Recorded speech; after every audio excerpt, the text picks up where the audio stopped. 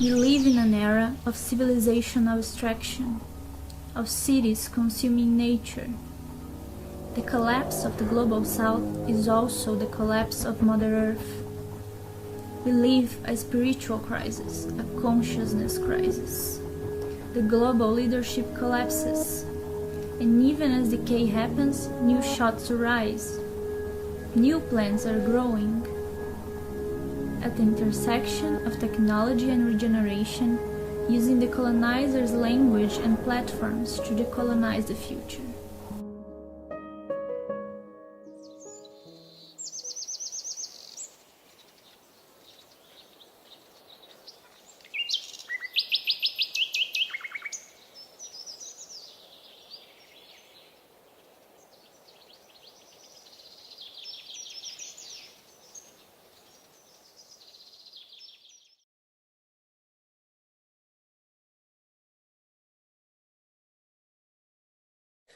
Well, thank you everyone for making the effort to try to understand each other. Because even though that we are from the Global South, I think our own cultures are so different and our own realities. So I think this is just a great effort from everyone. And talking this colonizer language to me looks like how can we just take the force of the technology and even about business and directed it through art and then bounce beyond or getting a little bit in a different spot. So what I'm gonna do right now is to talk a little bit about my work. So my artistic bubble, it goes into Vibriofischeri, which is a bioluminescence bacteria. And what I want to present usually is hope, love, and light, because I think we need all this positive energy just to move forward. In this website, where you can see it here, we see the different types of work. So for example, I've been mapping things for Fast Company, and this is very north, right? But for me, it is also about responsive adaptation. Like I cannot conceive myself just staying one side when I realize that it is more about humanity. When I was in nature, I spent about 4 years with my family, kids for 3 months old, 3 kids in 3 years, and we went to nature and we drew together this in Belgium, and then we came back and we had it there holding into our walls. So this is the kind of things that I usually do. For this presentation, I prepare something that is called Global South, and I also prepare a video, but just taking advantage that we are here, I think, is the best. So this is the software that I created, and it is a software that is using living system principles to be designed, and it was designed from nature and developed here in Europe. Now I'm based in Belgium. My roots are, well, I was born in Mexico. My mom is Colombian, and I spent most of my life in Mexico, but of course I'm a global citizen. So what I want to show here is that I'm also nature, and I think I feel part of this like bigger nature than myself. So I'm representing Vibriofischeri, as you can see, but I'm also thinking very often about the gorilla, the wolf, the aramacow, the panther, the wild boar, the wild pig, and the eagle. So those are also my totems. And what I'm trying to do with the information here is to go from isolated information into a ecosystemic wisdom, because I think we need really to talk their language in terms of information, but then how can we connect it and how can we make sense out of this in terms of a narrative? So I think it's very important just to move in this place. And right now I'm understanding about metabolism. So this is my biomimicry part, because we are trying to develop a system that helps us to regenerate the earth that I will show you. So this is what I call the metabolic earth. So once that we understand metabolism, then we really want to understand how the earth works. I know that this is not just wisdom, but if it's about using sensors and technology, then let's try to use them in a way that actually adds value to the planet instead of just gossiping or making harm. So what I think from the Global South is that it's actually not very south. When I see this, and you will see in the video if you have the opportunity to watch it, that for me this is a tropical core. So we live in a global biosphere with a tropical core. And in this tropical core is where more biodiversity happens, indigenous people, coral reef, blue carbon ecosystems, ancient ecosystem, wilderness. So this is the leverage point and the balance of our planet. And I think this is where we all come from. And this is what we should actually raise our voice to be heard, because if we care about the planet, then we need to care about how it works as a system and how can we make it stable and balanced. So in other parts of my work, I'm also in evolution. And in evolution, I'm working with a guy, an engineer from United Nations from Zimbabwe, but also with an American a biologist that is from National Geographic, and also with I think his roots are Philippines, and he's Robert. And Robert is living in his second generation in US. And we saw the evolution in nature as a playground for understanding innovation. Robert used to work for IDEO. So the power of adaptation, everything is connected, ensure the survival of the next generation. Small changes add up big differences, and it is about the right pace. So these are kind of the insights of evolution. If you want to see more, you can come to this one and take a look. And from here, then this is the video that I prepared today for you. So please feel free to take a look here. You can just play it, and I'm not gonna do it. And this is the regen technology that I was talking about. So what I'm trying to build together with my team, that is from people from Panama, from Denmark, from Italy, from Colombia, from Mexico, like really global team. It's to build these knowledge ecosystems and to leverage on the impact, the positive transformation that we are seeing by having some insights and some engagement through technology with the local people. So we can kind of quorum sense the opinion and the feeling and the senses of the people in the ground. Of course, we are trying to make also this focus for a control-minded and just to have some high contrast variables. So with this, we are intervening. And in my place, I feel that I'm intervening in an artistic way, financial sector globally. And by bringing clear visualizations, I hope that it's gonna create a big difference. So the secret of this is really to focus on my life and to see that my family is my nucleus. And maybe you are alone, maybe you are in a couple. So this is my building block. And my perspective is how to add value to the ecosystem or the habitat that I am. And having these three like domains, key domains, like understanding will be one of my part of my activities. Creating something tangible will be another part.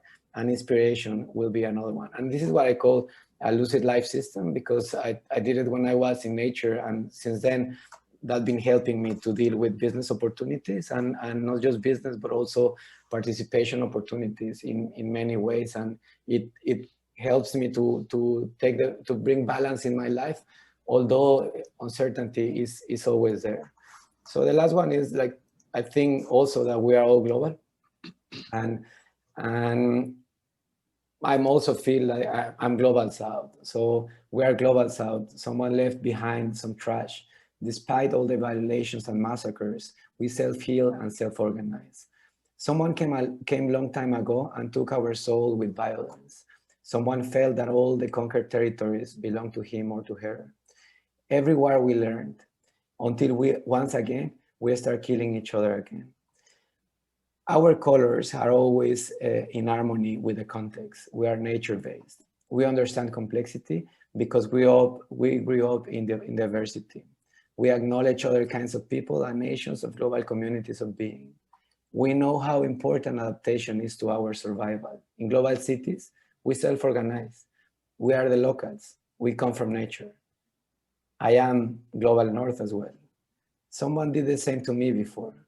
The mess we have started a long time ago and before us. We are also locals, where we also come from nature. The time is right now to co-evolve. Our advantage is collective. We are global humans. So, and just for this, for the purpose of this meeting and of this conference, I'm doing a mapping on I did it for the one that I see full. And this is the kind of things that you can do. So in Vortex, 7 Vortex, you can explore like this open source knowledge ecosystem where everyone is having his voice heard in terms of systems and what kind of things do we have there. And it is mainly used by the South, but also about big cities. So I don't know, Samantha, if you have any question. I want to ask you about the conversation today. What is the, as you're mapping it, how do you see this conversation moving? Do you feel like there is a direction that we're going here? Yeah, so I think that we are clear that we are nature. And this is something that to me looks clearer in the global South than in the global North. My experience here is that forests are not anymore wild forests. So they've been all planted by humans and destroyed in many wars. So it's very difficult to speak this language to my own community here because they don't understand what wild and super mega diverse is, as we do, because they have all in lines and it's very well ordered. So it is like talking just a different language. So for me, this conversation is important, but it's also important to level it up because we really need to find like a path to the future and not just like complaining about the past. I think we don't really realize, but we are leading each of us in many ways.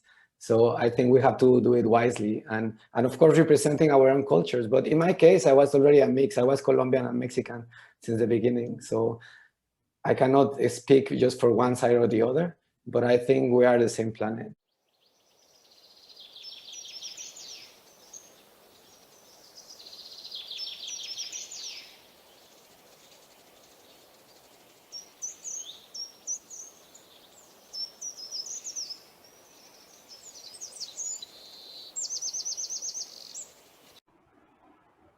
Those narratives that lurk in the folds of the seemingly uniform. It is a journey towards reclaiming who we are as individuals, as communities, as societies, and as countries, as nations. It's also about belonging wholly and fully and truly to ourselves and to our stories, our narratives, not ones that are imposed on us. It is not a cognitive journey, it is a spiritual journey, it is an awakening of the soul, it is a journey of connection with the human and more than human. It is about reconnecting to our bodies, to our appearances, to the colors of our skin, to our own ways of talking, walking, moving, cooking, celebrating, dancing, commiserating. It is our ways of knowing, seeing, and being in this world, on this planet. It doesn't follow a set of rules defined by a set of people. It is ever emergent and ever evolving, and it exists not in our minds, but in the wisdom of our bodies.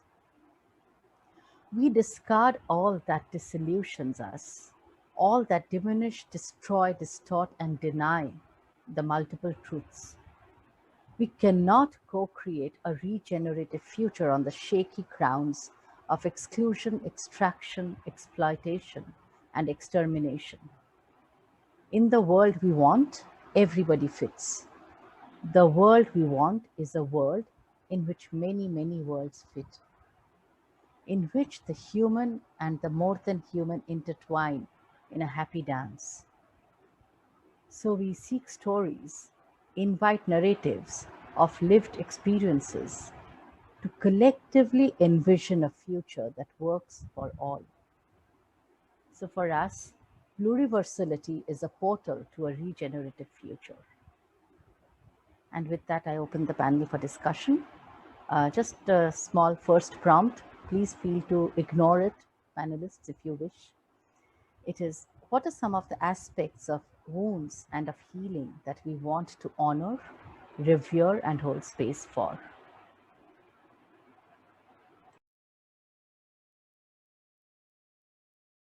And anyone who wishes to begin can. So I leave it open to whoever is called to start.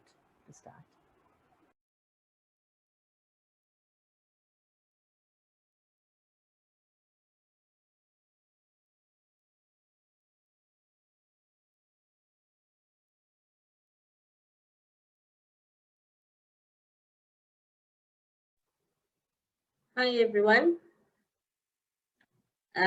If I can just start with introductions, is that okay, Sahana? Yes, yes. Thank you, Zonke. Thank you so much. Okay. So my name is Zonke Mpotulo from South Africa, and I'm driven by mostly my love for my people, our powerful stories that make us who we are. Obviously, stories that are powerful but have been taken away from us and have been diluted as we went along. I'm also driven by my own woundedness because I was born into a very wounded society.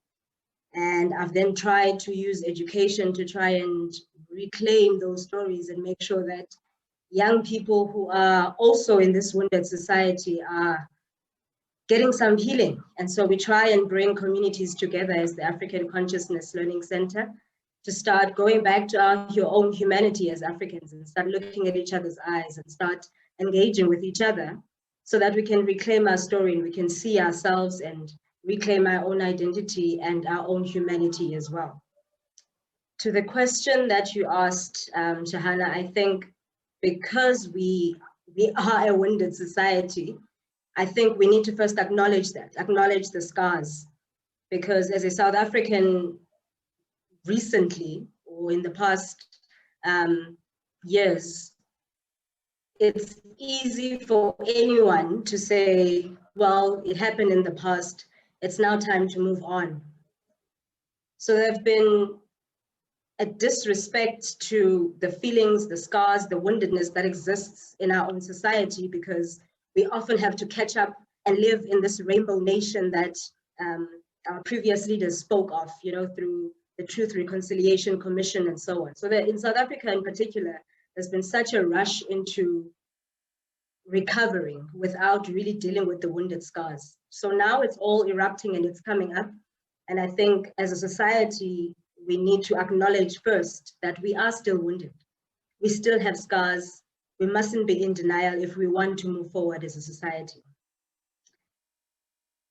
And so for me, I think that's the important part that we need to start doing. Hugo, just in his poem that he was talking about, he said, someone came in and took our soul with violence. And that violence has continued through generations and generations. We have young people now who are so angry that the only way they know how to express that anger is to be violent. And how can they not be violent when women are being killed senselessly in all African countries and there's gender violence and so on?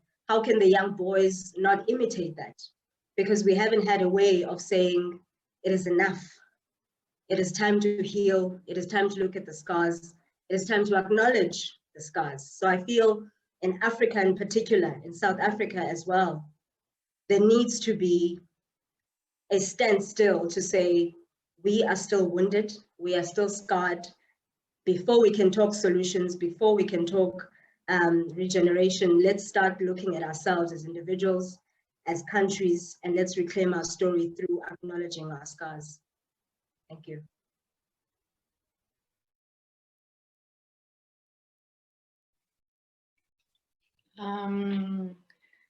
I'll try to speak in Portuguese because I think it's an important exercise for us to listen to other languages, because I really, really believe that language shapes the world, and it is very hard to speak about so inherent assumptions that crosses our soul in others' language, so violent. So I'll try to speak in Portuguese, and I hope translation works. Meu nome é Luana, eu sou do Brasil, nasci numa cidade que fica bem ao norte do país, é uma cidade que chama Belém, Belém como Belém de Portugal. É uma cidade com uma influência portuguesa extremamente forte, né? Eu sou um encontro de Portugal com os povos indígenas, essa é a minha ascendência. Então, essa violência, ela me atravessa de maneira muito profunda, e eu concordo com a Zonke quando ela estava falando de que a gente precisa de um espaço para viver essa dor antes de passar uma fase adiante, de procurar por soluções. Well, I'm seeing that the translation is not working, and I don't want to talk alone, so I'll try to speak in English. I was saying that I was born in a city at very north of Brazil, a city that calls Belém, like Belém in Portugal. And I am myself a meeting of this violence. My ancestrals are both Portuguese and indigenous, and this violence perpasses me since I was born. And I was saying that I agree with Zonke that it's so violent to hear that we want to find the solutions without open space and hold the space for this pain, because the colonization not ended. I am speaking your language. This is the proof that this violence is still here among us. And during this conversation, so I think that this time is an invite to stop trying to go ahead and solve problems. We really have a lot of problems to solve, but part of this searching for fast solutions is the problem of our time. This is part of our crisis. So I think to acknowledge the harm and the pain is part of this first step that we need to do.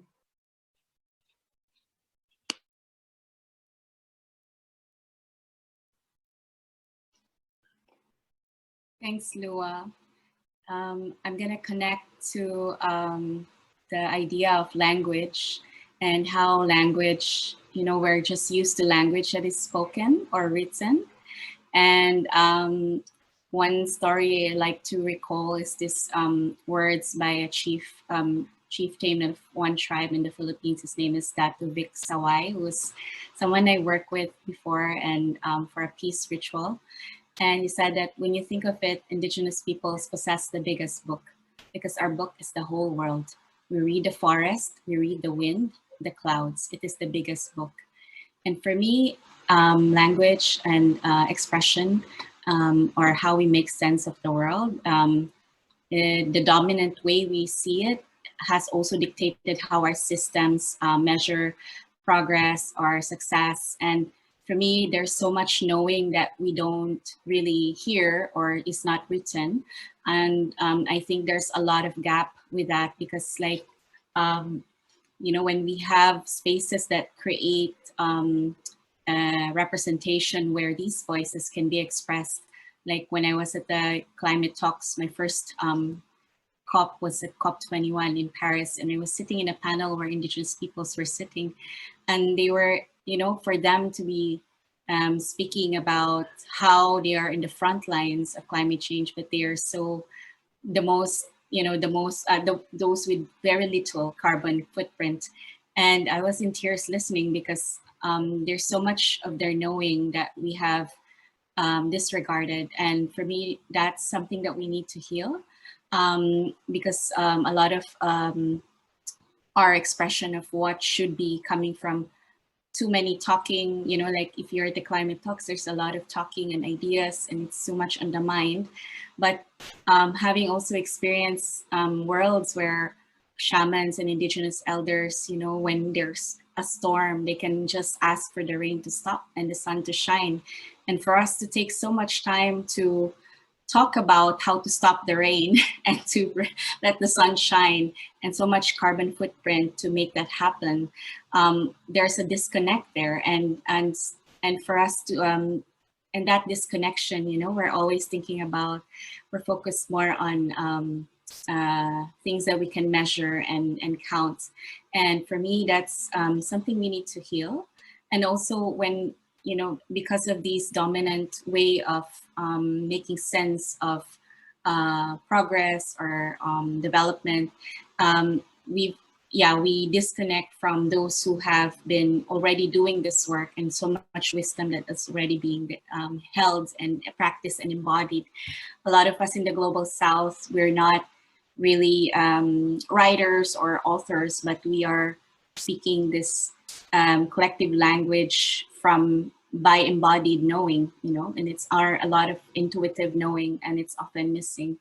And and another hurt that I often like observe, having worked with disaster areas, is that, you know, every time the Global North suffers with the forest fires, it is also suffering for me. And also, you know, I ache for the experience that they're going through. But I'm also sad because it takes them to experience this extreme to really change the system, when for a long time, a lot of the people in the Global South have been suffering because of this climate vulnerability. We are on the fringes. And so for me, that's something that I also want to honor and hold space for.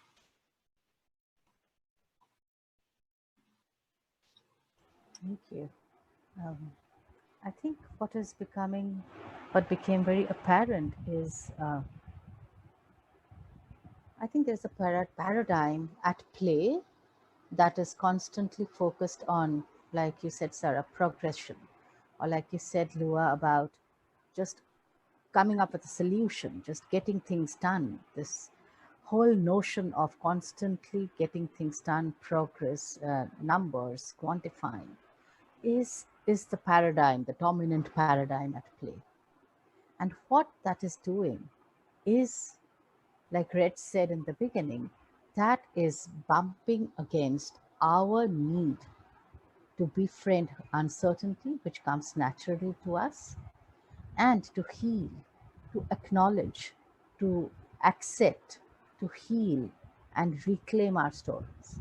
So until and unless that healing process has happened, those stories have been heard and seen and revered, there is no moving forward, because right now it is this liminal space of being in between stories, of healing and hoping. And that space has to be journeyed through. It cannot be rushed. It cannot be measured. It cannot be seen as a linear progress. So that really brings me to, you know, my next prompt for y'all again. Please feel free to interpret it the way you want, but what is coming up for me as a prompt is, what stories and vision would you invoke to envision a healed and regenerative future?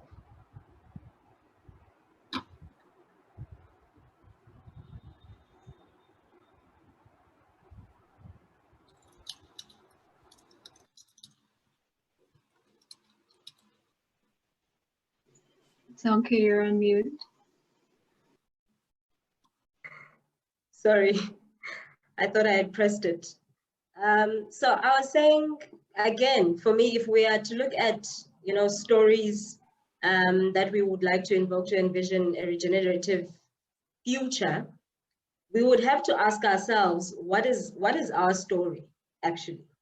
And if we want to take our place in the rest of the world as the Global South, we are going to have to define what that story is. And I think as Africans, part of that is declaring that we are not a single story. Africa is not a country. Africa is a continent with multiple beautiful stories that are diverse.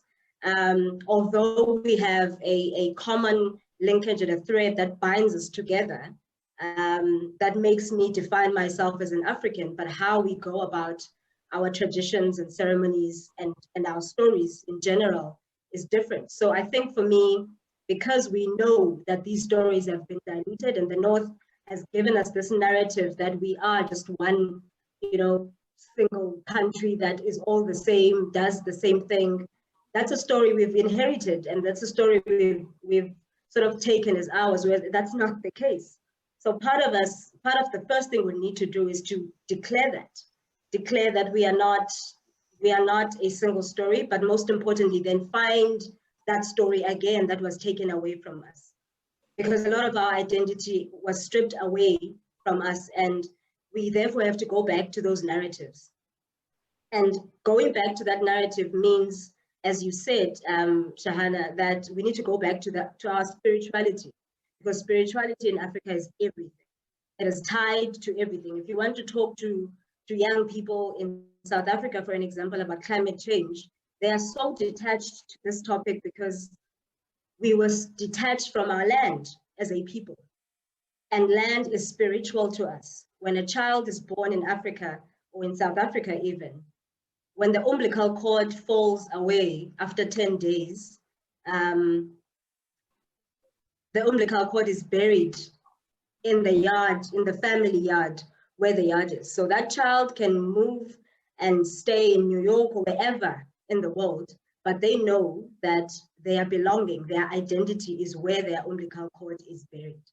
Now, if you've had those generations removed, stripped away from their land, and cannot practice such ceremonies and traditions again for years on to come, then you cannot expect those young people to still want to be part of a solution that fixes what is wrong with the land. Because we manned the land, we worked the land, we understood the land, because we owned it. But now we don't. Young South Africans, majority of them are living in shanty houses, no proper housing and so on. So there's no attachment or spiritual linkage to the land as we used to.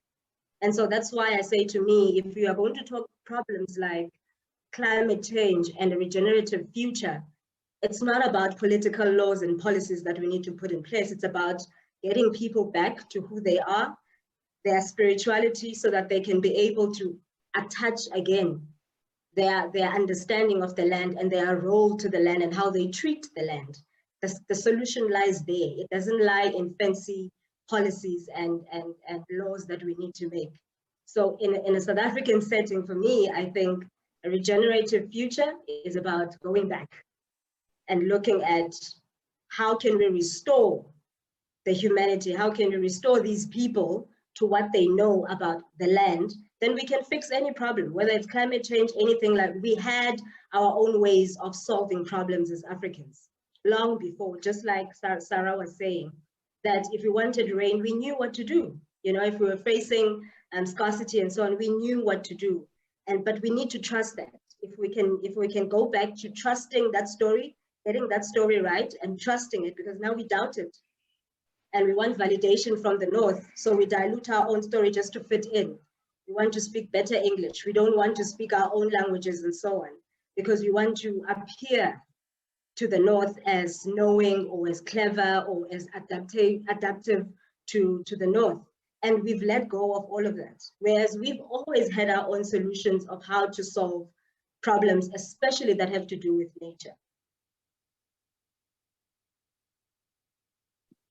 Yeah, every time I hear Zonke speaking about this story, the feeling that and the thoughts that come to my mind is that we are so confused because of the colonization process, that I think the land is doing her work. I think that we are being reclaimed by our lands, by our territories.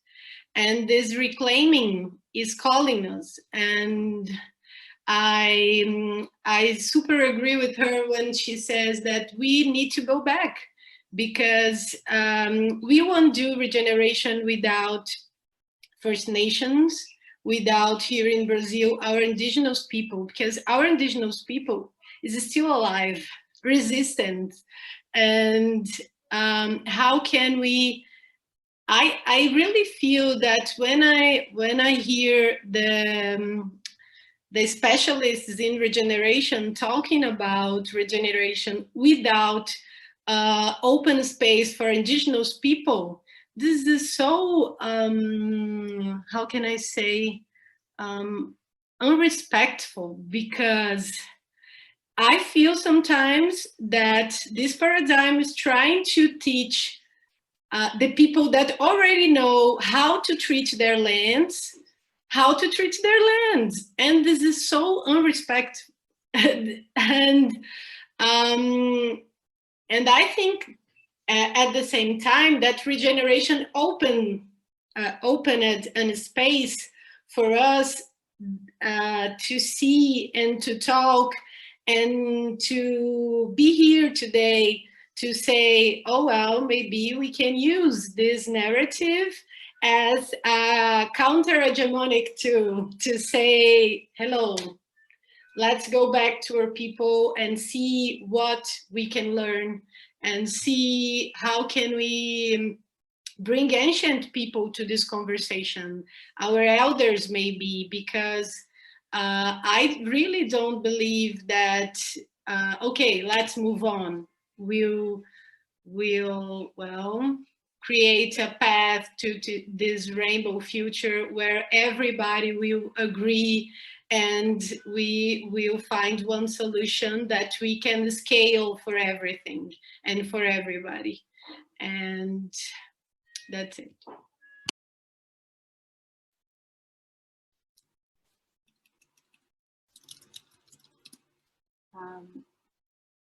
I want to connect to the relationship between land and identity, and how, you know, in how we reframe the narratives and shape them, and to restore and to restoring, and for, you know, working with people who are displaced from climate disasters and also conflict. This relationship with the land, when we work with permaculture, but that honors the traditional ecological knowledge of the land, and working with the garden and working with the soil and restoring their biodiversity and healing their soil from chemical chemical-based fertilizers and other things. This work of restoring and connecting the relationship with land and identity is so something that I really feel like we should continue, as the other speakers were also sharing. And then we are also looking at how we can change the story. And so, and helping them tell their own story. So for us, it's about representation and giving them the tools to that the story comes from them, and that a living library of their knowledge and their wisdom is promoted, and that they have the autonomy to lead, and also to change the story of how we approach the solutions that we have, like, for example, the shift from disaster risk reduction, DRR as a disaster risk reduction, into DRR as a designing for resilience and regeneration. And what is really resilience is about helping people remember what they already know and what they already have. When I joined the humanitarian field, my first entry point was working with trauma recovery and psychosocial support. And the main protocol is to help recover their resilience, to remember that things that they have lost they thought were lost are actually there. They can restore that, and our role is only to help enable that, and to recognize that people know how to do that and they can restore themselves. They're looking at their own resources and finding the inner resources from within them and their natural resources that they already have, rather than providing solutions that are external and dependent, aid dependent, that is not regenerative.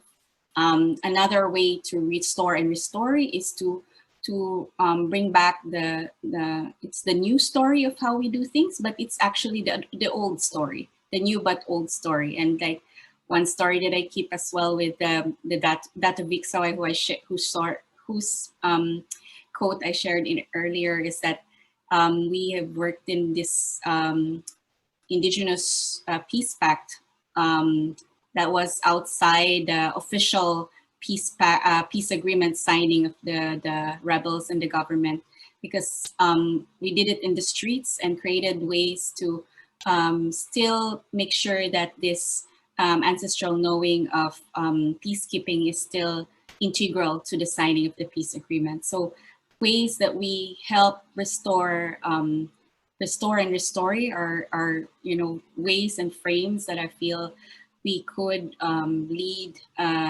ourselves and others in a regenerative future.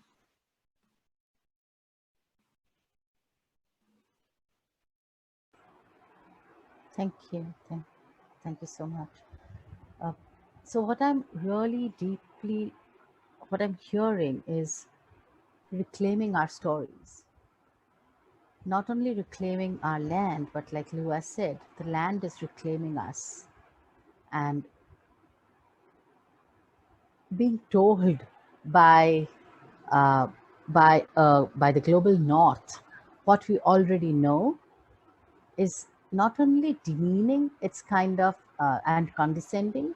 It also seems to me kind of foolish, because if we see the state of the world now, we can see that the story has run its course, and the collapse is not only happening on a single front, but on multiple fronts at the same time.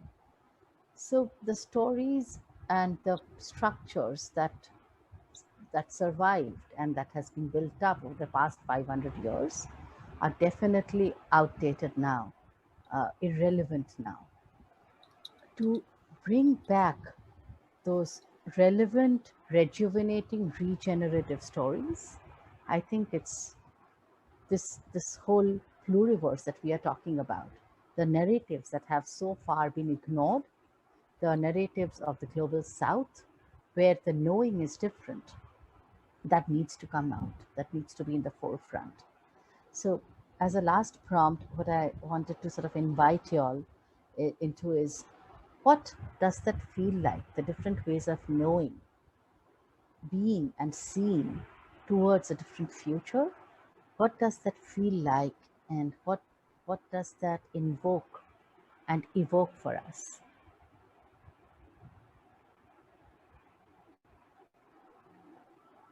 I think I sort of touched on that on my previous point, but what I will say is, essentially, my point is, at least from an African perspective or a South African perspective, is that we need to go back to our own humanity. In Africa, we have a saying that says, I am human because you are, and that means we honor each other. I cannot exist as a human being or honor my own humanity without honoring yours. And when I introduced myself, I said that I am driven by my own woundedness. And so for me, what's key here is for us to understand that this is not just an intellectual conversation that is a nice to have for us to just sit here and talk. This is an individual journey, it's a personal journey. I'm gonna have to deal with my own woundedness if I want to become, the healing that I want to see and the change that I want to see. It starts with me. So it does not matter that I sit and intellectualize this conversation and talk beautifully about what needs to happen when I'm not dealing with my own scars, because my scars are affecting the work that I'm doing.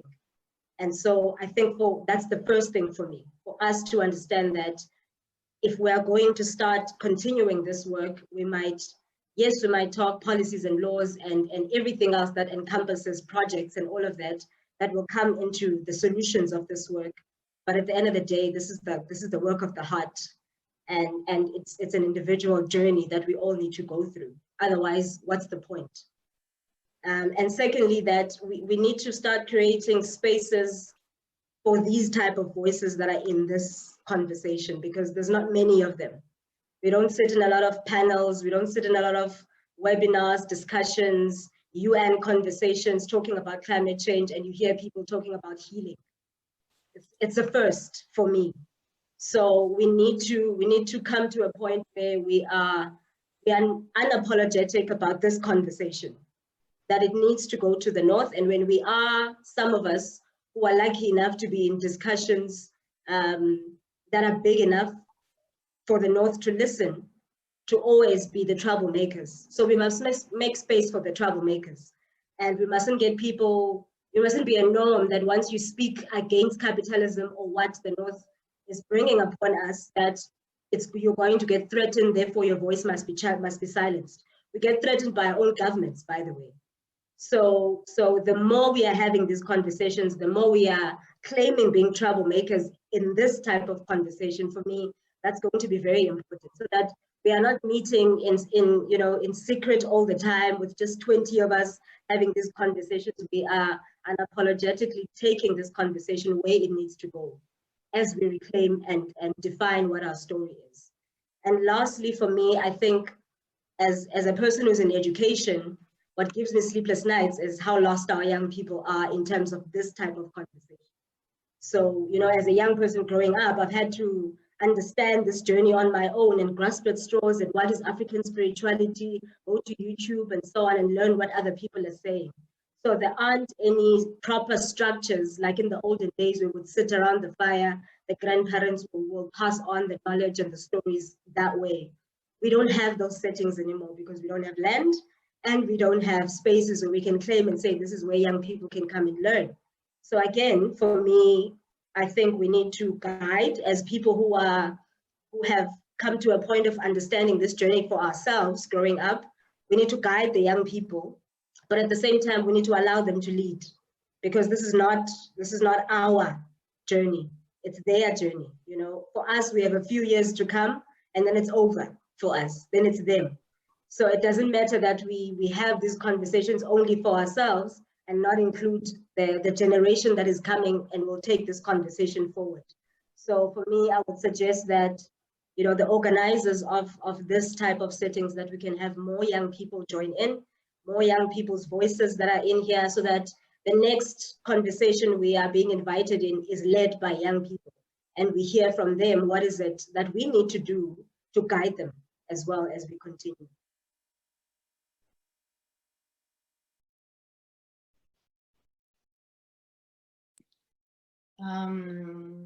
Yeah, what say after Zonke? She said everything, but I think that is, for me, I think two things are very important in this co-creation, is because when I talk about, we create validation for these assumptions, for new methodologies that don't come from the North, because I keep myself thinking all the time, what methodologies we are using to facilitate these conversations, what methodologies we are using to do regeneration, where come from these methodologies, and why we are echoing these methodologies. Can we find our own methodologies to deal with our own problem, with the cure of our land, with the cure of our people? And I think that this problem of this hegemonic narrative, part of the problem is because it is imposing methodologies and labbing validation and non-validation for everything. And when we speak about spirituality, for an example, and say that is important, that is really crucial for this process, or when I speak that the land is calling us, people rolling their eyes all the time, because I can measure, because this is not important, because climate change, because we need to achieve these numbers. And I think that we need to dance between objective and subjective if we want to co-create something really new. And for me, this is why this space is so important, because Zonke spoke about spirituality, I could spoke about my connection to the land and how can I feel and I can hear this land speaking, and this is very, very, very important for us in the South, I believe, And I believe because I talked to other, well, people around the South, but speaking as Brazilian, I know that for us, emotions, affection, subjectiveness, and all these things that can't be measured make our life, make our everyday life here. And how can I will build a new future? Cutting this off me, won't be me. And I think that ignore these inherent methodologies and this inherent corporified knowledge will perpetuate this violence.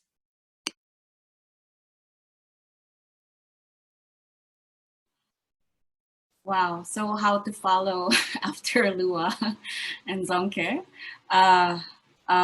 It's a big question. How does it look like and feel like? It's almost, you know, hard to express in words because it's really a feeling and embodied experience.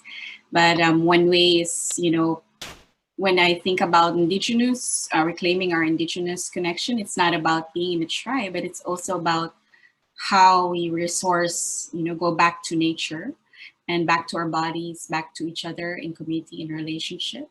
It is like the real systems approach. And in the work that we do now, I often observe there's a lot of design thinking, you know, design thinking tools. But what if it's like not just design thinking, but regenerative design? But it's also not just systems thinking, but whole systems thinking. And it's also about not just thinking, but being and living, you know? And so, and a lot of the solutions that I notice nowadays, sometimes we're always in a rush for an answer and solutions. And I've noticed, like, since the pandemic started, we're just bombarded with too many webinars and information about how to solve, but the way of observing and listening and reflecting, you know, it's often missing. And the spaces we create sometimes when we're designing solutions is from that space of thinking, and that way also the solutions designed are often coming from that, a very symptomatic solution. And so I'm curious, you know, where can we create spaces of reflective change making? And in Filipino, we, you know, sensing together is pakikiramdam, you know, taking time to observe.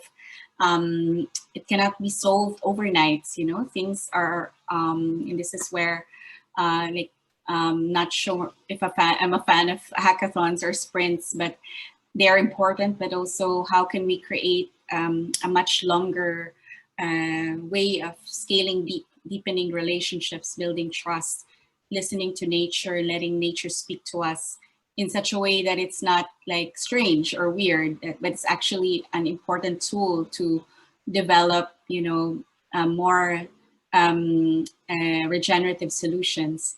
And I think about the, you know, the idea of deep adaptation and the word, how we can go deep and having deep roots.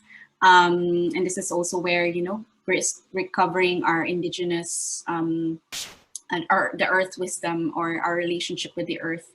One story that I also hold in my work is that when we work in Typhoon Haiyan, after Typhoon Haiyan is like one of the deadliest storms in the Philippines, and when we were working with women who how do we work with restoring and reforesting, planting more trees when they're afraid about trees flying off, and how do we design the ecosystem in such a way that that reality of trees flying off would be recognized, because now it's a different time. But it's also the solution of planting deep-rooted trees. And that actually made me realize, like, yeah, a lot of our solutions need depth and need that deeper rooting, and to find the origin of inspiration or purpose of an initiative. And also, you know, like trees being the symbolism in the Philippines, you know, the word leader is called pinuno, and the root word is puno, or tree. And so what kind of leadership can root deeper and create a network, and because in climate crisis, it's the root systems that can connect a network, can create a stronger form of resilience and support systems. So for me, that kind of leadership for me is very much needed in the world today. And I think for us, that's an invitation to go deep in what we do and how we think and how we experience the reality we want to shape.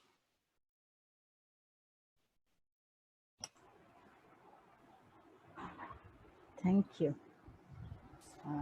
Thank you so much, everyone.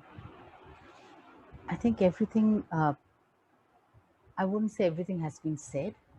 I think the seeds have been planted, the seeds of thought, of feelings, of sensing into a different future. And like Zonke said, let us be troublemakers. Let us be those voices that will stir up trouble, that will create uncertainty in the face of this overarching certainty that we're always bombarded with. One solution, one way of doing, one paradigm, a structure, a format, corporatized versions of everything that rule the world. So I think our different ways of knowing, being, and sensing into ourselves, into our own spirituality, into our own connection to the land, to the planet, to all living beings, is a herald, is a message for that. And we are all the seed bearers, and I invite everyone here to carry these seeds forward. Like Zonke said and Lua said, everyone, that more such spaces for more such dialogues have to be created, have to be held. And all I can say is wherever we find such niche and space, we will come in with our stories. We will create worlds where many worlds fit. Yeah, so thank you. Thank you, everyone. Thank you very much.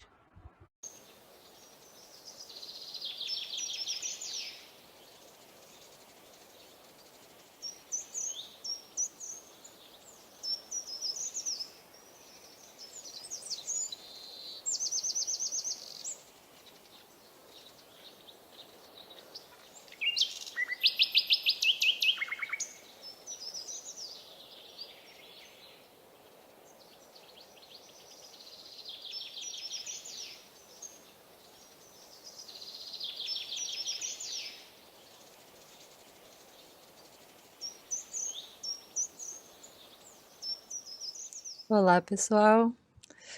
Agradeço muito esse convite, essa oportunidade de estar aqui com vocês hoje, partilhando um pouquinho dos nossos saberes, das nossas práticas em diferentes campos.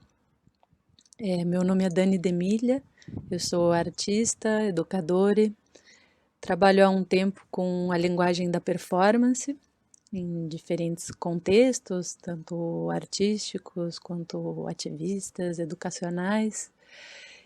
E ao longo de alguns anos, nos quais eu trabalhei com um coletivo de performance chamado La Pocha Nostra, eu me deparei com um termo que passou a ser uma prática político-afetiva muito presente na minha vida, que é a ternura radical, e que eu venho desdobrando em diferentes fazeres, em diferentes colaborações também, e que recentemente teve uma nova encarnação através de um texto que eu escrevi junto com a Vanessa Andreotti, e que é um texto que reflete muitos pensares, sente-pensares que vêm sendo tecidos pelo coletivo Gestos rumo a Futuros Decoloniais.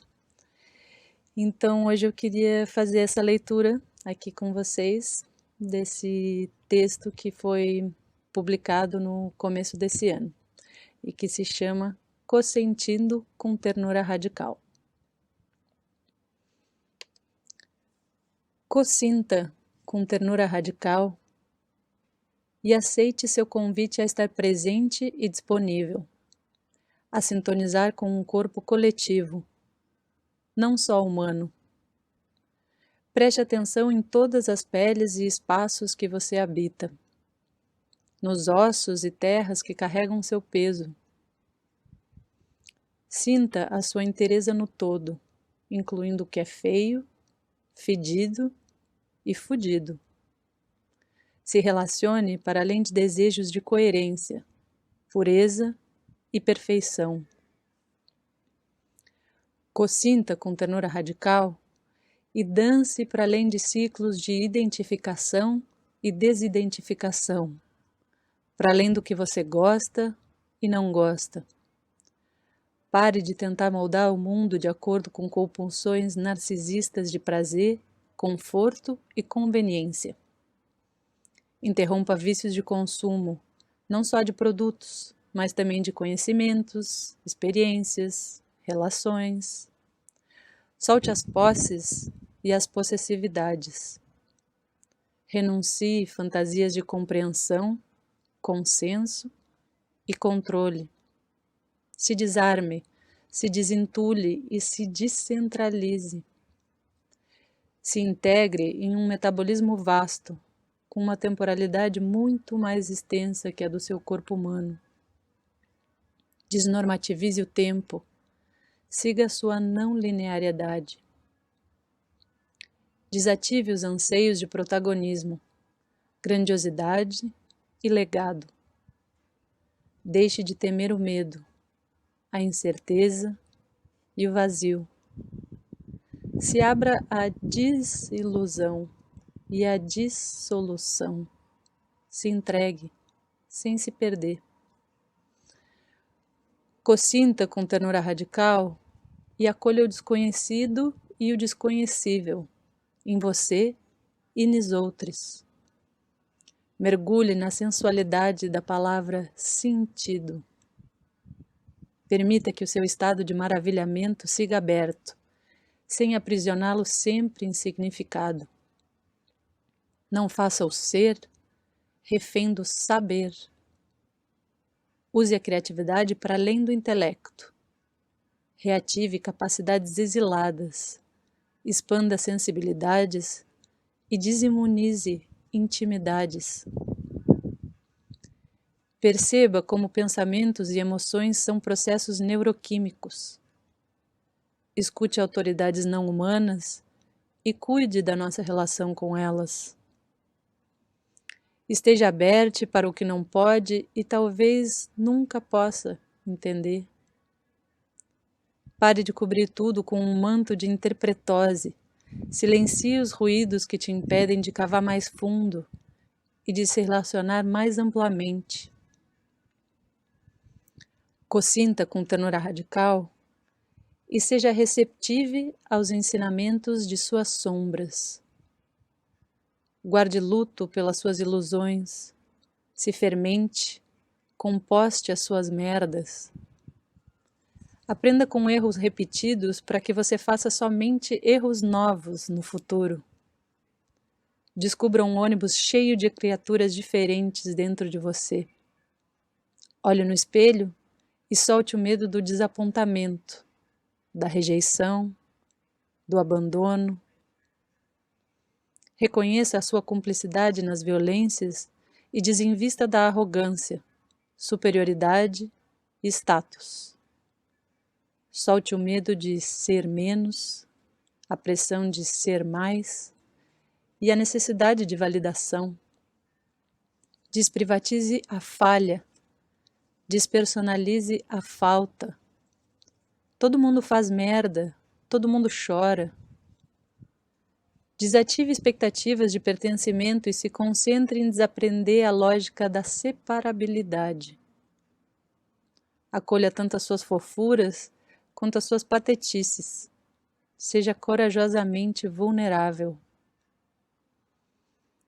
Consinta com ternura radical e permita que novas formas de coexistência te encontrem. Renuncie à autonomia irrestrita e à obsessão com a forma, Se firme no ritmo por trás do movimento.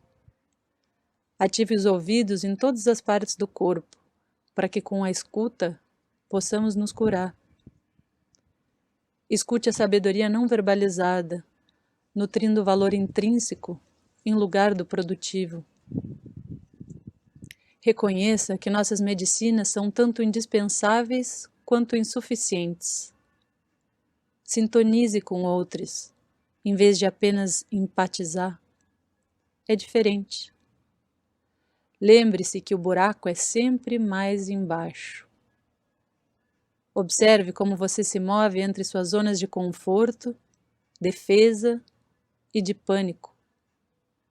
Aumente o cuidado proporcionalmente ao risco. Faça-o com humildade, generosidade e reverência. Dissolva os limites e o peso do seu corpo, permitindo que outros se movam através, com e por você. Cosinta com ternura radical e transforme o coração em verbo, coracionar, sentipensar. Olhe para as coisas difíceis e dolorosas com o amor de quem realmente quer ver. Deixe-se transpassar pela dor da terra. Entenda que o corpo da terra não é a extensão do corpo humano. Nós é que somos a extensão do corpo da terra. Coletivize seu coração para que ele se abra sem se rasgar. Deixe-o abraçar a dor no e do mundo, sem se anestesiar ou sobrecarregar. Testemunhe o seu ser em várias camadas. Eu e você. Eu em você. Nós em nem eu, nem você. Esqueça-se de ser isso ou aquilo. Seja ambos e mais, tudo junto e se movendo. Cuide das feridas que surgem quando a pele que envolve um corpo se estica e se rasga para receber outro corpo e por ele ser reconfigurada. Treine sua musculatura intelectual, política e afetiva para encarar tempestades e correr maratonas em terrenos tortuosos. Deixe-se guiar pela inteligência metabólica. Permita a neurogênese e aprenda a respirar debaixo d'água. Seja água. Cosinta com ternura radical e pratique o desapego implicado. Ofereça cuidados paliativos ao mundo que está morrendo, tanto à nossa volta quanto dentro de nós. Processe os ensinamentos que essa morte nos oferece. Cosinta com ternura radical e auxilie no nascimento de algo novo, sem sufocar o que está nascendo com suas projeções e idealizações. Cosinta com ternura radical, invoque e evoque em um movimento duplo e simultâneo a manifestação de uma prática política de cura que está além do que a inteligência humana é capaz de imaginar. Deixe que ela te atravesse, sempre mutável e fluida.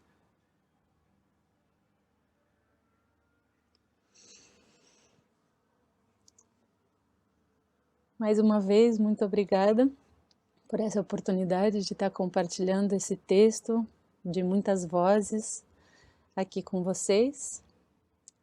E desejo a todos uma boa continuação e mando um abraço bem forte de coração a coração. Muito obrigada.